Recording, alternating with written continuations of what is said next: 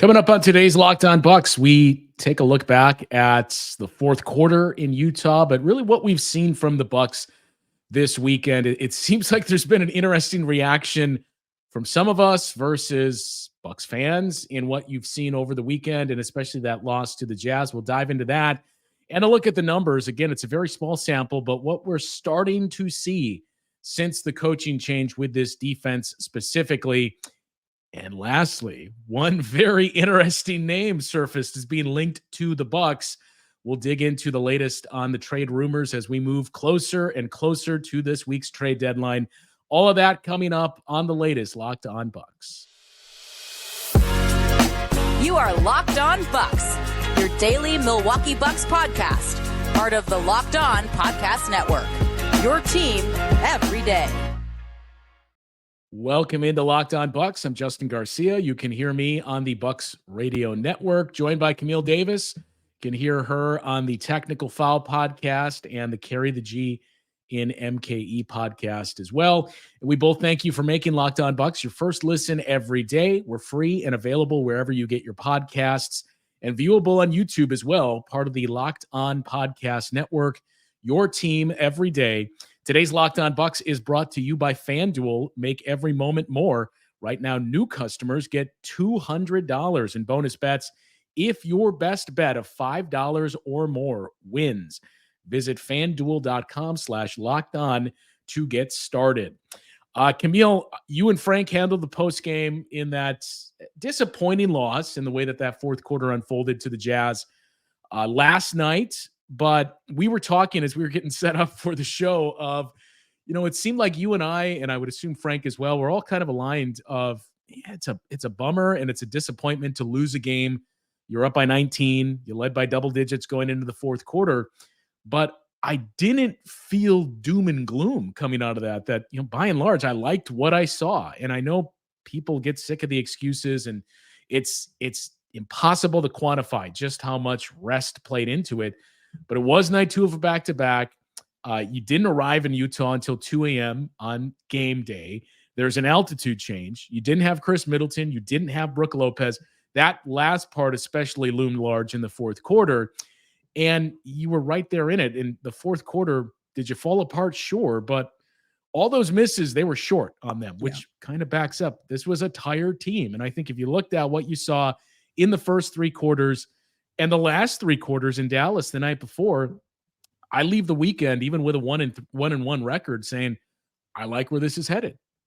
Yeah, it makes me think, like, what is the difference between an excuse and the difference between a reason? Like that's always so interesting to me, because you can say, like, hey, here are what the Bucks were up against coming into this game, or here are the reality of what they were facing coming into this game. And even if it's a reason in your mind, it might be an excuse to somebody else, just depending on how they want to take that information. But like you mentioned, that Utah game, it was like, I wish we could have got the win. If the Bucks would have held on to that win, it would have been a pretty impressive win, in my opinion, because it was second night of a back-to-back. You don't have Brook Lopez, who's been out this weekend with personal reasons. You didn't have Chris Middleton in this game. And Doc Rivers didn't really elongate the rotation that much. Like, we saw AJ Green come in, but we saw him against the Mavericks. He had more minutes, of course, against Utah, but it's not as if we saw Marjan getting a lot of tick, or Andre Jackson Jr., or even Robin Lopez playing more minutes in this particular game, which for some is probably like, it's a good thing that he didn't, based on how he started the game. But it was a great effort in three quarters.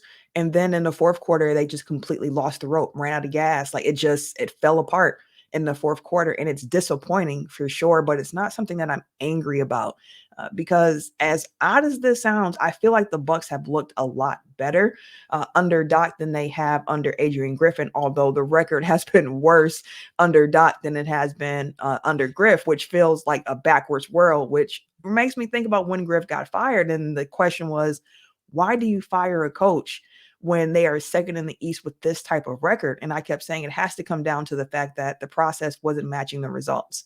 Players still weren't sure about what their roles were, what schemes were, what they should be doing. A lot of confusion, and it just didn't inspire much confidence that it was a sustainable way to win.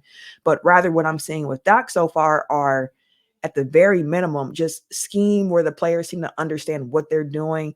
They seem to be talking a lot more. It just seems to be better connected at the moment, although the results aren't currently what we want them to be. And that's something that Doc even warned us about. He said, hey, we're implementing some new things, and like the earlier results might not come, but like we're going to get there as long as they continue to follow the process. So I don't want to borrow from 76ers fans and say trust the process, because we've seen how that has gone, especially now. So I don't want to say that, but it just has looked a little bit better for the Bucks in a more sustainable way that can lead to more victories, although we haven't seen them early on. Yeah, and it's I think clearly trending in the right direction. And Giannis, after the game last night, had said when he was asked about where this team is headed, there's so many things we're doing right now that we're getting better at. And the moment everything clicks and our legs and our minds are there and we're healthy and guys are locked in, I think it's going to go very, very well.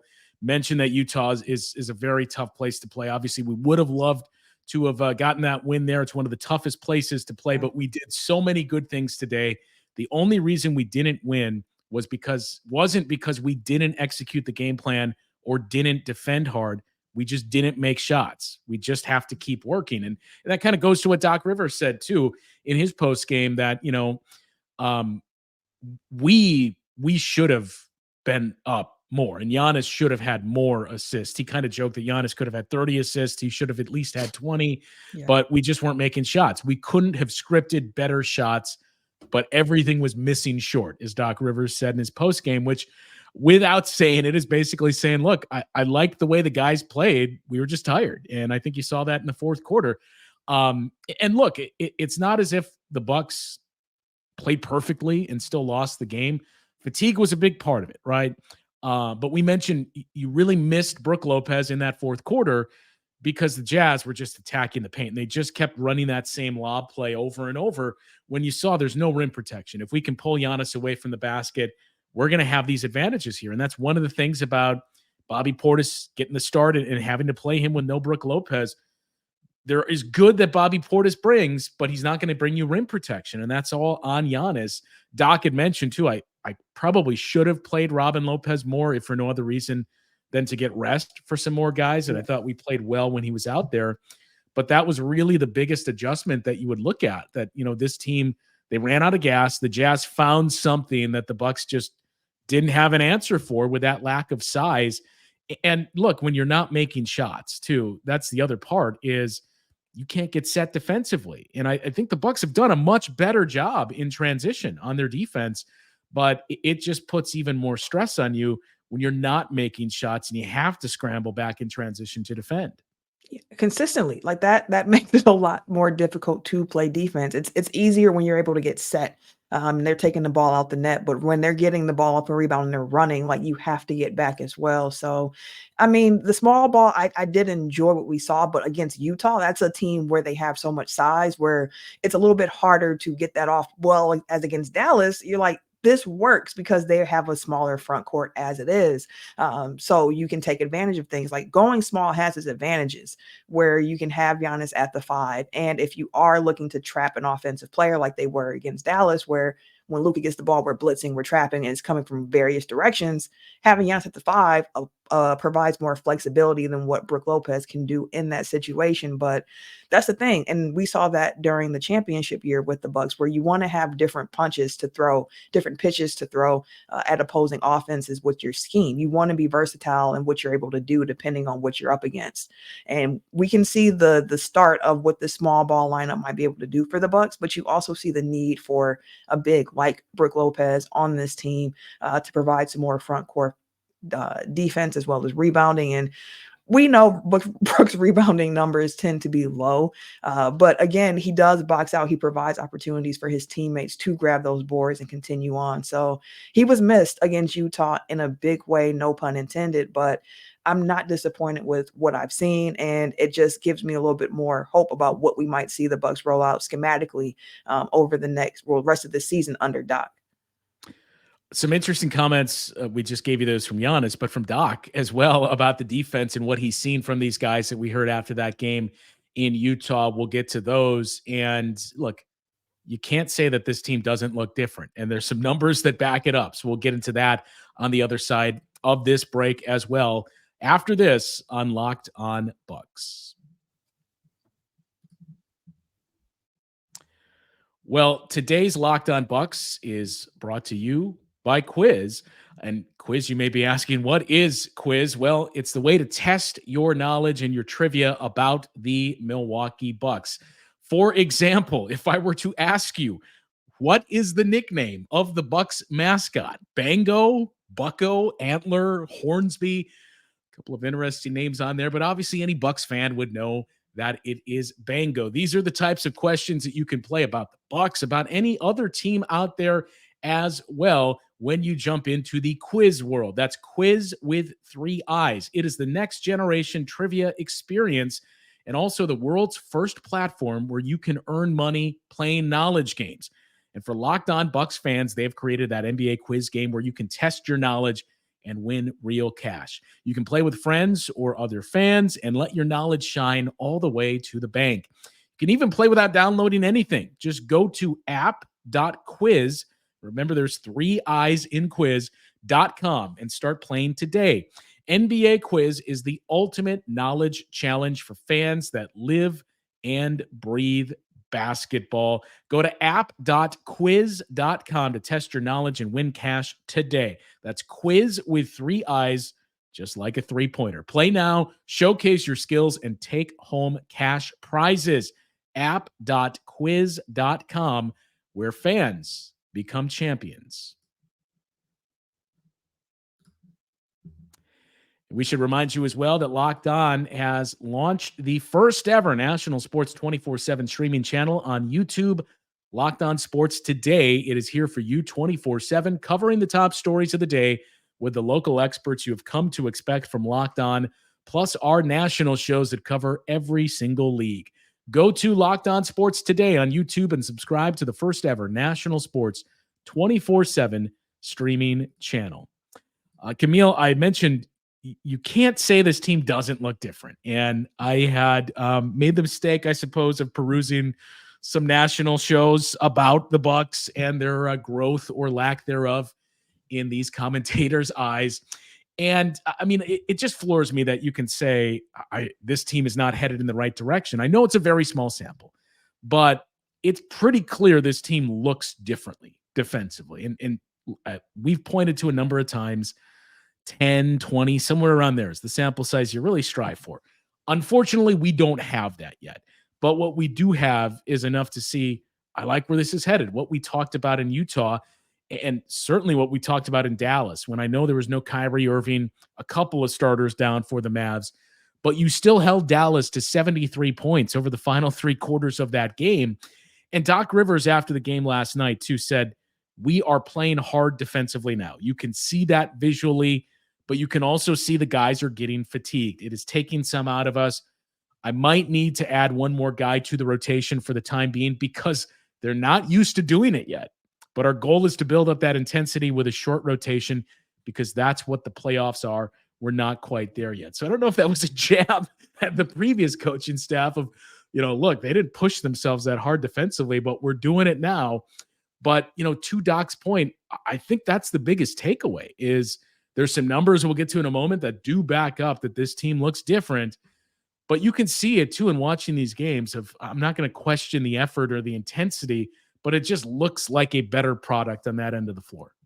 It does. And the minutes piece is so interesting to me because under Griffin, I was like, oh, wait, hey, guys are playing some heavier minutes than what they're used to. Like Brook Lopez was one guy in particular where I was looking at his minute load under Griffin, and I'm like, wow, like I know he was Iron Man under Bud in the sense that he played like every game outside of when he was injured, but he's putting a lot of minutes on his body right now at an older age than he's ever been because that's how time works. But with this particular team, and Doc can hear him saying like, I'm here to try to get playoff rotations down and to get guys ready and accustomed to what that minute load is going to look like while expecting for them to keep up a level of defensive intensity that they haven't been accustomed to so far this season. And it made me just think back before Griff, just to how Bud wanted to coach this team. And he was somebody who prided on getting guys through the regular season healthy. He's trying to find ways to have guys play as few minutes as they can while, being conditioned and so on and so forth, which heading into the playoffs, we always were like, hey, how quickly are guys going to be able to ramp up to this minute load here? And Doc has a different perspective. It's more in alignment with what we saw with Griff, but with a different emphasis here, and expecting guys to be exerting a lot more energy on a defensive end than what we saw them do with Griff. So that's going to be a learning experience for the team. And with him looking to expand the lineup a little bit more until guys get ready, I do wonder how that fits in. One, I mean, we have a trade deadline coming up this week, so the team, I think, will look different come Friday morning. But until then, Doc has mentioned the part of the challenge of coming into a team with young guys that you're not familiar with. So, at least with the vets, I've played against them.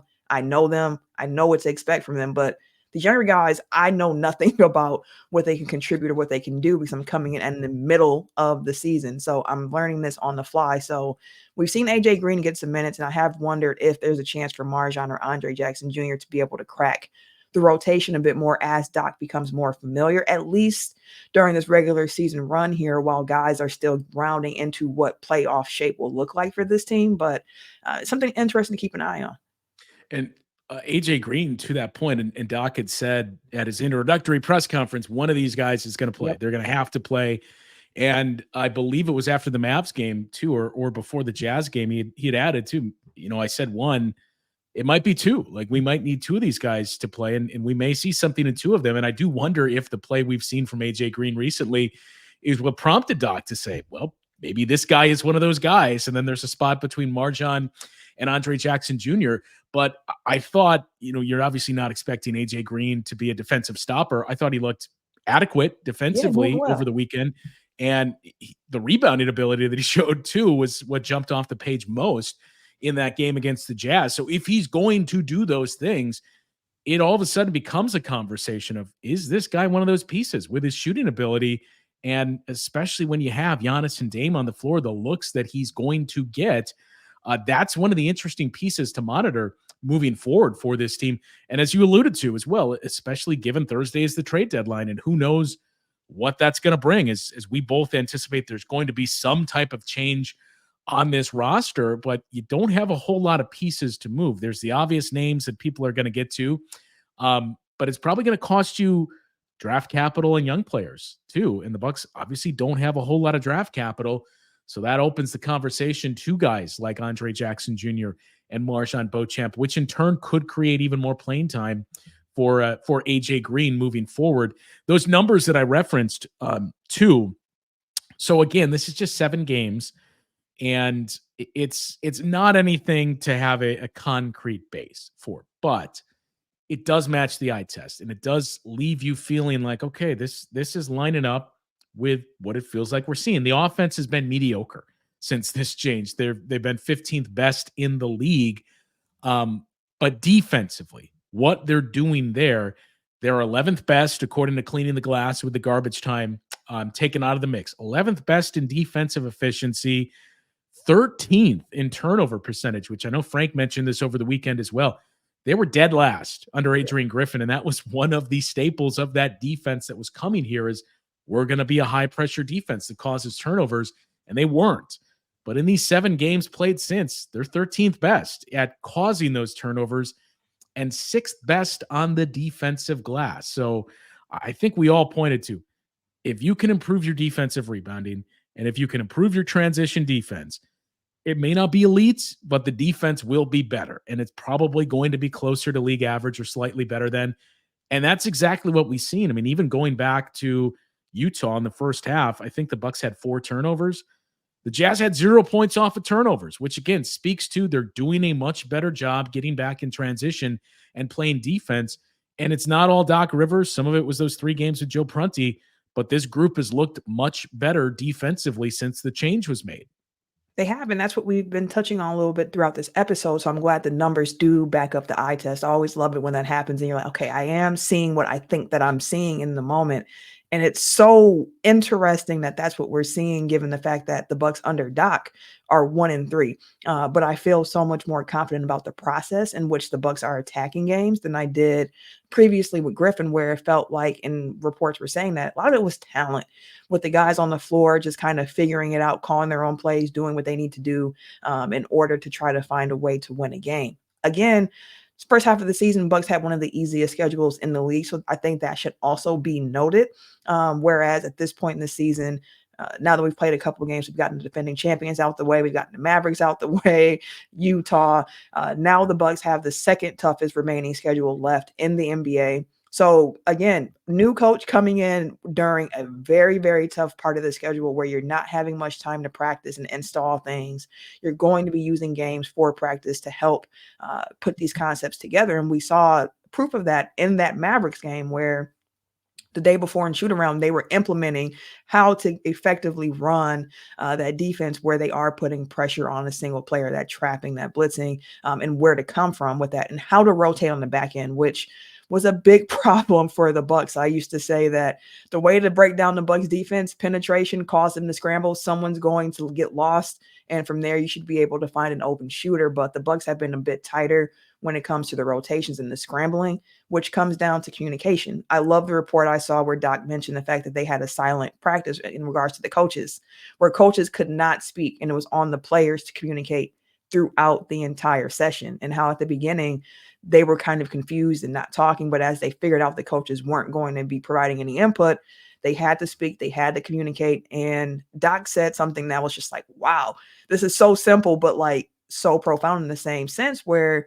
he mentioned that this was a low communication team prior to me getting here, and the guys would admit that as well.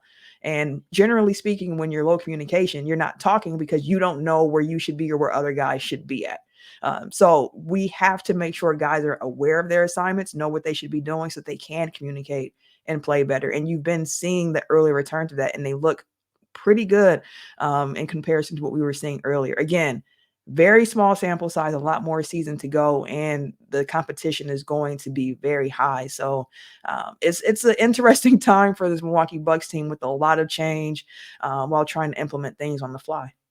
Yeah, and look, the hole that they dug, not that it's insurmountable in terms of their ratings, but the reality is you're probably not going to finish the season with a defensive rating any higher than 14th, 13th, somewhere around that range is probably the max of what the Bucks can get to, given where they currently sit as it stands. So it's like just as we talked about earlier in the season with those numbers since November 3rd that we would so often point to, it's going to be since January 24th or since February 1st, maybe, of what this team has looked like. And if those numbers are somewhere around that 12, 13 defensively, and your offense is still in the top 10 and elite, that's really what you're looking for going forward for this group. Because even with those changes, now you're up to 19th in defensive efficiency, and you've started to carve out a little bit of a path where you're not that far behind the teams that are directly in front of you, but it's going to take a lot of work to move into that top 15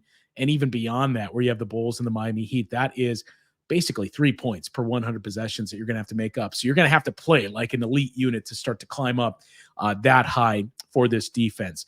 We mentioned one of the other big things from this week is the trade deadline. It is Thursday. We have some news on that we'll get into, but also there were some reports that came out today, and a hat tip to our friend Eric Name, who pondered this just a couple of days ago. And now we see more sourced reporting saying, hey, this could be a possibility. And it's one of those things, Camille, that I'm very interested to gauge the reaction of Bucks fans. So we'll take a look at that rumored potential deal and the latest chatter as we move towards the trade deadline, coming up after the break on Locked On Bucks. Well, new year, new you is what you hear most often this time of year. And that's because around New Year's, we all get obsessed with how to change ourselves instead of just expanding on what we're already doing right. Well, this episode of Locked On Bucks is brought to you by BetterHelp, and they can find how to get you right there. You can find that help that you need through BetterHelp. Maybe you've finally organized one part of your space or something in your life, and you want to move on to another. Maybe you're taking supplements every morning and now you want to actually find other nutrients and build out your diet as well.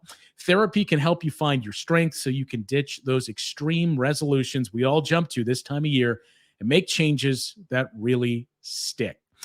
BetterHelp is here for you if you're starting to thinking therapy, if you're starting to think giving therapy a try. It's entirely online and it's designed to be convenient, flexible, and suited to your schedule. All you have to do is fill out a brief questionnaire. From there, you'll get matched with a licensed therapist, and you can switch therapists at any time for no additional charge. It is very easy. It is convenient and tailored to your schedule, here to improve whatever it is in your life you're looking to push above the finish line. Celebrate the progress you've already made. Visit betterhelp.com/lockedon today to get 10% off your first month. That is BetterHelp, HELP.com/LockedOnNBA, LOCKEDON NBA.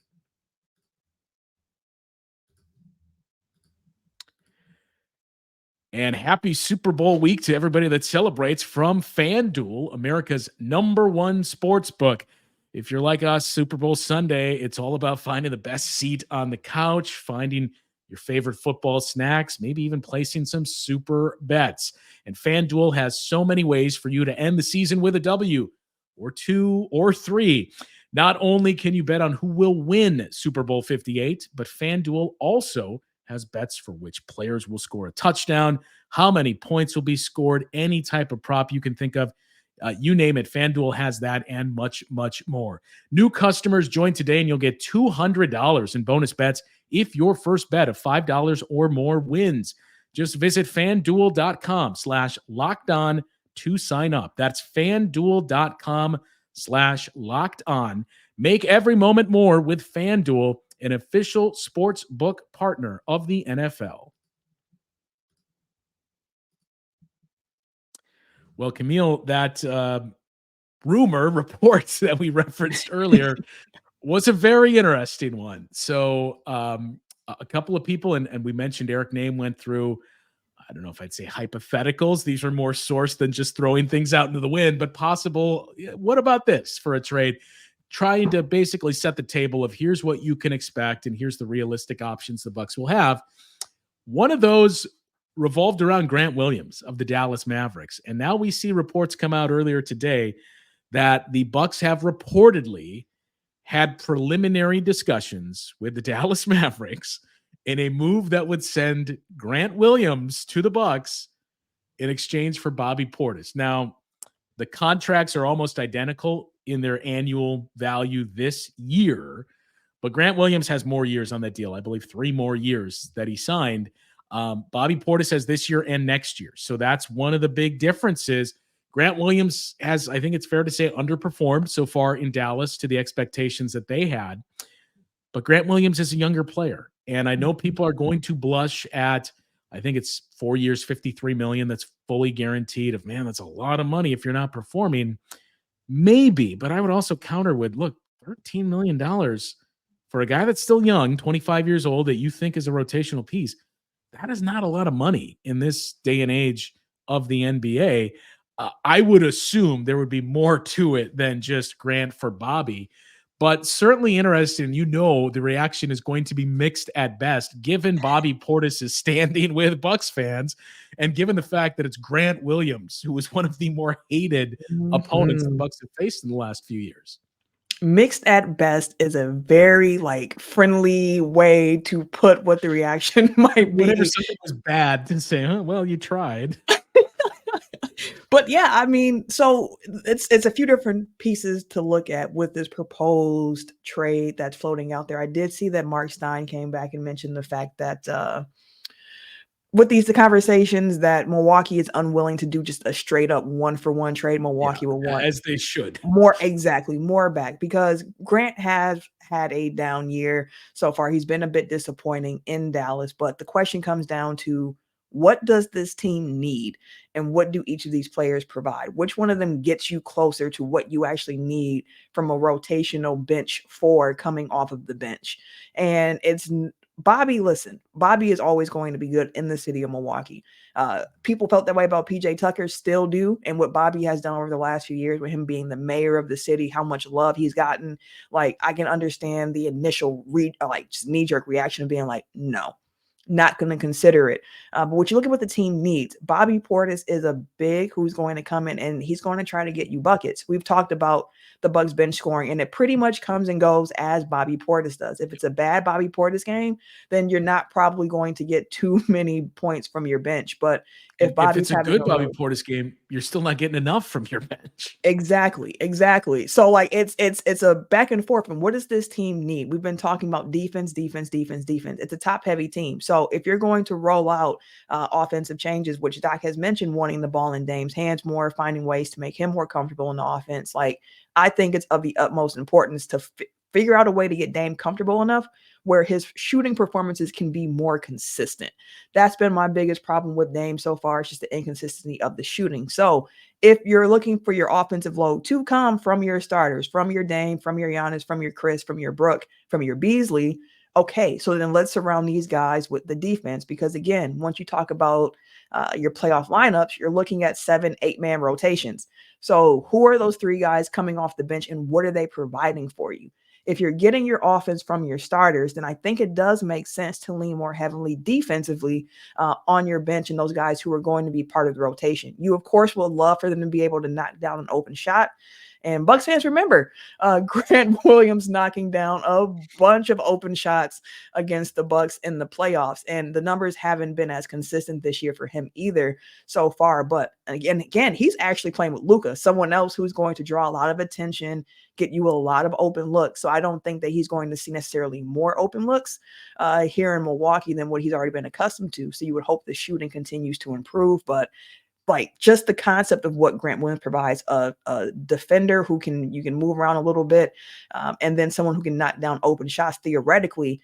I think that concept of a player fits more neatly with what the Bucks need than what Bobby Portis does provide. And again, that's not me saying that, Bobby is trash or he's invaluable. He's actually a very valuable piece, which is again why this wouldn't be a straight up 1-for-1 trade. Like, the Bucks would get more back than just Grant Williams. But when you think about the type of players they are and what the Bucks need, I can see why this is something that's floating out there as a possibility.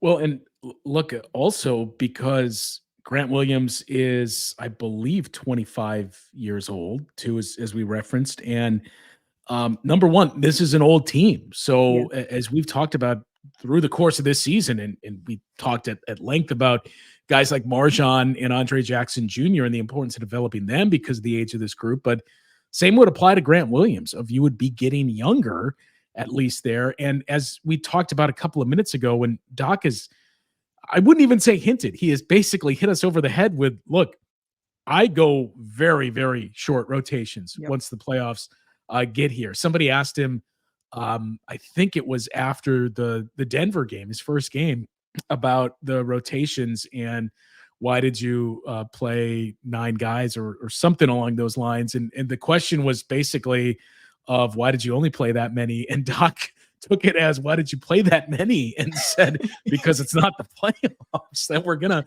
play more guys. So that gives you the insights of, I don't know what that means for Bobby Portis and for Pat Connaughton. Not to say that Bobby would be out of the rotation altogether, but you're going to ride your starters and you're going to trim down those rotations even more. And to that point you made, Giannis and Dame are going to play a lot and you're going to be getting offense there. We saw Chris Middleton play 38 minutes against the Dallas Mavericks, a season high, that you figure they trust him now, that with that time off between games in the playoffs, he's going to play a lot of minutes and we're getting offense from those guys. We need somebody that can help us play different defensively. And that, again, not to make the comparison to PJ Tucker, because it's like a favorite national pastime for Bucks fans now, but it gives you some of those things. In theory, if Grant Williams can be the guy that he was even last year, but certainly 2 years ago at his best, he gives you a lot of those things where you can play him at the 4, you can play him next to Giannis, he can space the floor specifically in the corners, and he can defend and switch a little bit. And those are the things that this team really, really needs. So I know there was probably a lot of panic from Bucks fans when they saw that name and saw Bobby Portis. that report from Mark Stein, as we said, the Bucks shouldn't do that as a 1-for-1, that you're taking on more money. And yes, you're getting younger, but Bobby Portis has a lot of value in the league because he can still rebound and score, and he's a big, and it's a position where that is a premium. So there's some value there. So if you're the Bucks and you feel like this helps you, you get younger, and I would assume you can get some draft capital, whether that's anything substantial. I wouldn't expect it to be, hypothetically speaking, if this deal moves forward, I wouldn't expect it to be the Bucks get a first-round pick out of this. But if you can get more second-rounders and then use that with something else to add to what you already have and make another move, that's another thing to keep an eye on for this Bucks team. So I would imagine those are the types of names that we're going to hear. Maybe not anything major per se, but guys that are going to help you defensively and then are going to fit the way that Doc Rivers really wants to play more. And that's, let's showcase Giannis and Damian Lillard. Let's try to get Dame unlocked even more so and get the ball in his hands a little bit more, and find guys that can fit in around that and maybe don't need the ball and don't need to score, but they're going to give us value in some other areas. We mentioned too some news. We are going to do a live show on Thursday to recap whatever it is that happens at the trade deadline. So if it's a quiet day and the Bucks do nothing and there's moves made around the East, we'll do a show just after the deadline passes to recap where we stand there. If there are a lot of moves and if the Bucks make a move earlier, maybe we'll do 2 shows and do a quick recap of what's happened. And then once everything is settled and dust is cleared, we'll do one there as well. But we will do at least one live show on Thursday as the trade deadline is going down to see what happens. Because as we've discussed, Camille, this could be it for not just the Bucks. A lot of teams that are in that second apron of this is our last chance to really do anything with all those handcuffs that are placed on us this summer. One thing about that, what the news coming out of the LA with the Lakers that Vanderbilt's going to be missing a significant piece of the season, I was texting some of the Tech File guys and I was just like, man, like, because we have a guy on our show who's a Lakers fan. And I was like, that's your best perimeter defender. And he's like, absolutely. Like, that's a big blow for us. And Eric mentioned the fact that now the Lakers are another team who's going to be in the hunt for another player similar to what the Bucks are looking for, with a guy who can defend on the perimeter. So I'm looking forward to the trade deadline because I feel like the Bucks are going to do something. All reports have come out have said the Bucks have been aggressive, pursuing some additional help at the deadline. So something should be happening, I would think. And with John Horst's history, even though the Bucks have limited assets, we have seen him make $1 out of 15 cents a few times when it comes to finding guys to be able to trade in order to make a move that he thinks theoretically can improve the Bucks. And I think we'll continue to see that with this team, and there are going to be a lot of other teams looking to load up as well because of the cap implications coming up along the road, and the fact that, again, it feels like it's a wide open seat, like open year. Like there's nobody where you're like, hey, I don't think we can do it this year, or this team is too dominant, we should just punt for next year. Like everybody who's looking to compete and who are competing feels as if they have a shot to win it all. And we need to also keep an eye on what the Knicks do, what the Cavs do, these teams who are kind of behind us, who have been making moves, but they're close behind us in the standings, and a move could set them over the edge and help have them race up the standings, have the Bucks fall, which can have some very big playoff implications when it comes to the matchups and who has home court and things of that sort. So yeah, it's a big week here to see how things are going to shake out for a lot of these teams.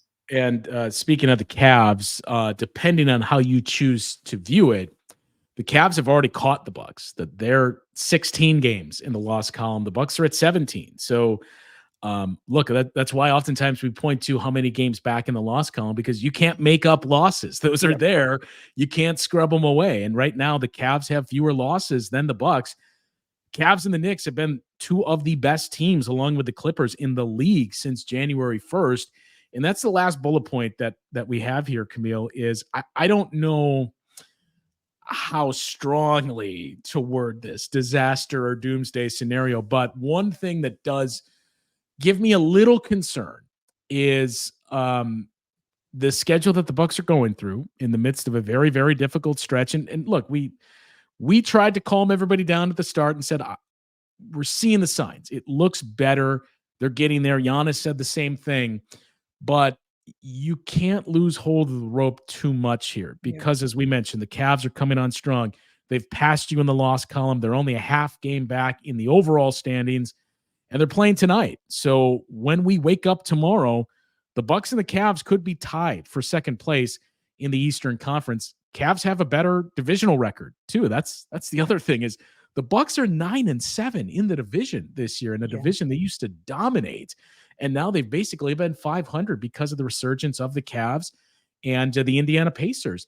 But then you have the Knicks, who have looked incredible since acquiring OG Anunoby as well. They still have one game left with the Bucks. They're a game back of the Bucks, and the Knicks may not be done with the moves that they make. I point all this out because the news that we received over the weekend about Joel Embiid, who knows when Joel Embiid is going to return to the floors. The Sixers have been very obtuse through this whole thing, refusing to call it a tear in his meniscus, and now no timeline on what it's going to take for him to come back. But at the very least, going off of the type of surgery that it is and what Ramona Shelburne had talked about earlier in the season, I would guess this is 5 to 6 weeks at the earliest before we see Joel Embiid back in all likelihood. So that would put you to right around the time that you're getting ready for the playoffs, that maybe you have a week or two and the playoffs are here. Sixers have a very difficult schedule left as well.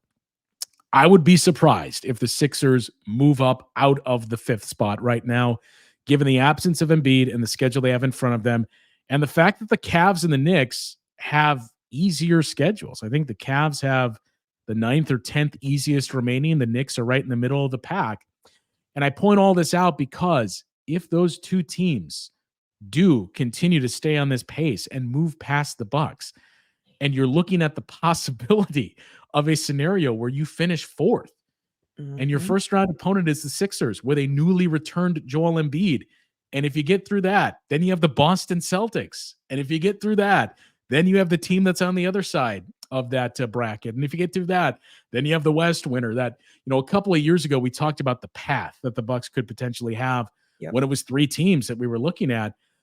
But this would be the most difficult path that I could imagine of that threat of, hey, if Joel Embiid comes back and they're the 5 seed and he looks healthy for the playoffs, that's terrifying, knowing you go through that in the first round and then the Celtics in the second round. So it puts even more pressure on you to, hey, I know we said you're figuring it out, you look better, but you need to start winning these games when the schedule's very, very tough.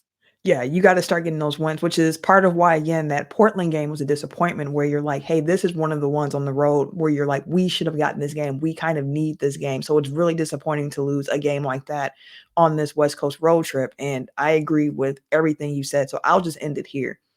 Toughest schedules remaining in the Eastern Conference. Boston has the second easiest schedule in the whole league to finish out. So that 1 seed that they have, they'll probably remain in control of that. By a wide margin, probably. Yeah, I would think so. The Pacers have the 3rd easiest schedule remaining in the league. The Miami Heat have the 5th easiest schedule. And then you look at Cleveland, who has the 10th. The Knicks, they have the 14th most difficult. So they're kind of in the middle there. And then again, that's everybody who's around you for the most part. And then again, the Bucks have the 2nd toughest remaining schedule left. So the process has to start showing some results eventually, because we cannot afford to lose too many more games along the way, which makes this difficult because you're seeing improvement. But looking at the standings, it's so great they were able to build up those games during the first half of the season because they had a little cushion where you have a little forgiveness, a little leeway. But now it's going to start tightening up, especially once we get back from All-Star break. Like it's game on at that point.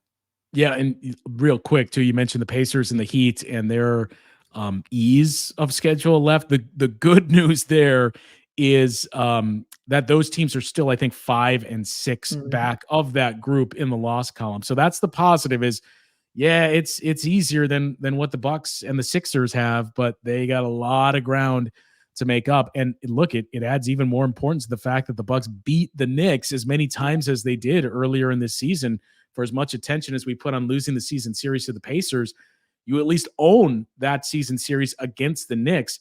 And a disappointing loss in Cleveland, a no-show where you're blown off the floor, that would have given you the same with the Cavs. So at the very least, you split with them. But look, there's a lot of layers to why we've said it's a very, very difficult schedule and stretch in front of the Bucks here.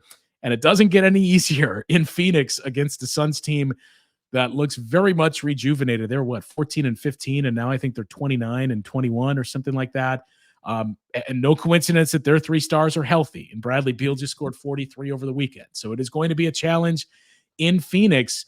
Suns have yet to submit their injury report, by the way, but the Bucks have submitted their initial injury report. And the good news is Brook Lopez is listed as questionable. So he has not been ruled out. So you may have Brook back for that game. We will have a post-game show against the Suns.